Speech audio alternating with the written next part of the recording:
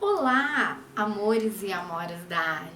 Hoje a gente está aqui para falar de um assunto que é a participação política, né? O que seria essa participação política?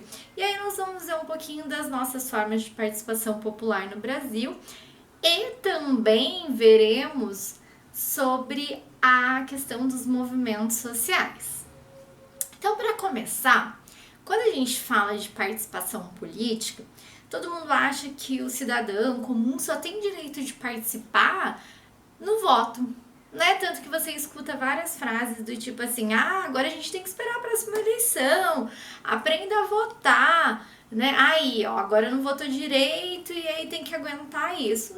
Não tem que aguentar isso, não tem que aceitar todas as coisas no Estado só esperando a cada 4 anos, né? Então a gente tem o direito de participação política de outras formas. Então não se resume apenas a votar. Então, cuidado com as pessoas que dizem assim: agora tem que esperar a próxima eleição, né? Foi esse candidato que ganhou, então a gente tem que aceitar. Não. Os membros de uma sociedade, eles podem participar da decisão dos seus governantes, no modo que desejam ser governados e nos desígnios sobre os objetivos que o Estado está seguindo. Então, quais são as formas que a gente pode participar politicamente? Isso tudo vai depender de como que funciona o Estado e a sociedade que a gente vive, né? Então, isso vai depender de como que é a organização, na Constituição. Na nossa Constituição, hoje, a participação política se dá por meio de movimentos, por meio de organizações, sindicatos, né, manifestações. Isso tudo está lá garantido pela Constituição. Então não preciso esperar uma eleição para me movimentar politicamente. Mas no decorrer da história, variou as formas de participação política que eram instituídas dentro do próprio regime. No Brasil colônia, império, república, ditadura, os grupos que estavam no poder, como a oligarquia, Estado Novo, presidentes, enfim, isso acabava determinando o grau de participação política. Não significa que numa ditadura, apesar de não poder ter manifestações, que elas não ocorreram, né? Ou no Brasil colônia, que a gente tinha lá representantes monárquicos que não ocorriam manifestações. Ocorriam sim, só que elas não estavam regulamentadas dentro da lei. Elas eram ações de rebeldia, de revoltas, né? Hoje não. Hoje a nossa Constituição garante o nosso direito político de se manifestar. Então, foram essas manifestações históricas que garantiram o direito que os vários direitos que nós temos hoje. Então a gente tem que tomar cuidado para não criminalizar esses movimentos que lutam por direitos, esses movimentos que se manifestam para além das eleições, né? A gente não pode entender só o que está ali na eleição como algo legítimo, mas qualquer forma de movimento que lute por direitos de um grupo. E aí nós temos os chamados movimentos sociais. O que é um movimento social? O movimento social é uma ação coletiva, então não tem movimento de uma pessoa só, onde um grupo é organizado e ele tem como objetivo mudanças sociais, né? Mudanças dentro dos paradigmas da sociedade, conquistas de direito, ampliação de direito, né? E esses grupos agem em determinado momento específico, em determinado contexto específico, né? Vai determinar o que está acontecendo.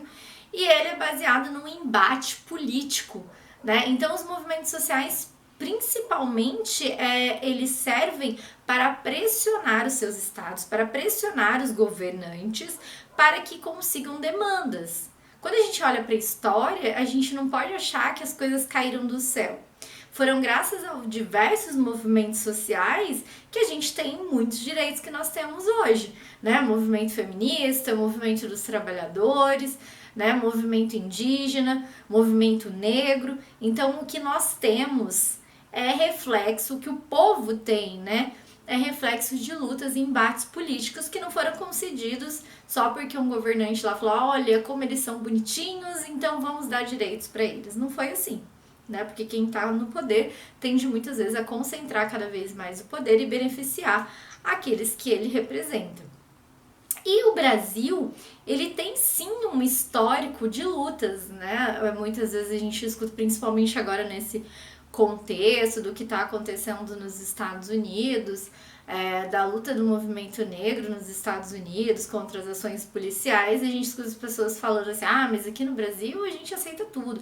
Não, não é bem assim.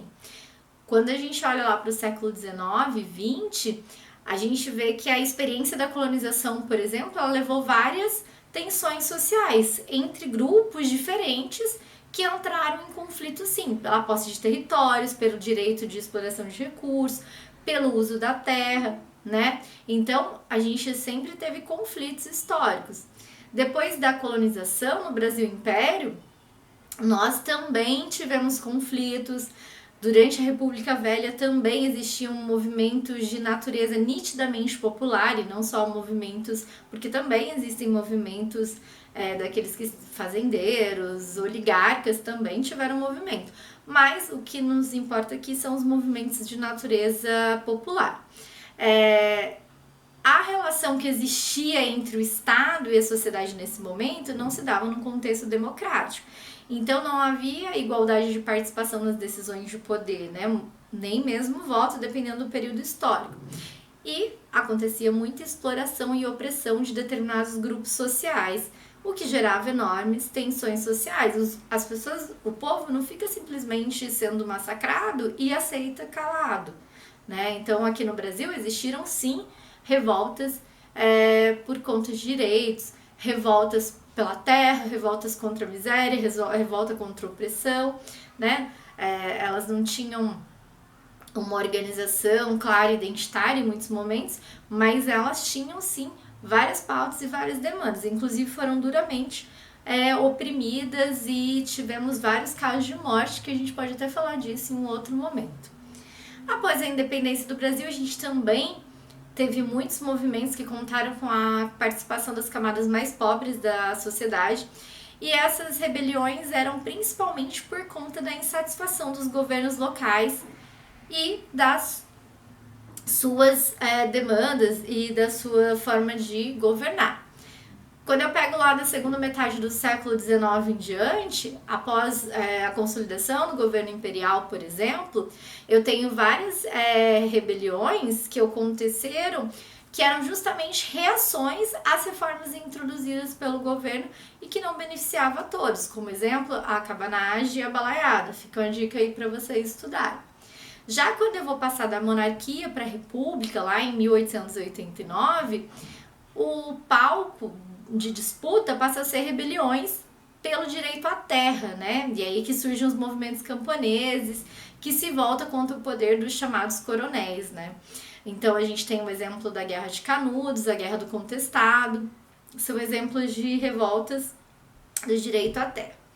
O fato era que a população brasileira, sempre em sua diversidade, porque nós somos um povo extremamente diverso, podia ser nações indígenas, grupos escravizados, trabalhadores rurais, pequenos comerciantes, mestiço e todas as outras pessoas que compunham o povo brasileiro, sempre encontrou um meio de se manifestar, de organizar e de encontrar formas de reivindicar seus interesses e mudanças junto aos grupos sociais dominantes, porque na verdade os movimentos sociais eles vão profissionar aqueles que estão no domínio, né? Aqueles que são dominantes.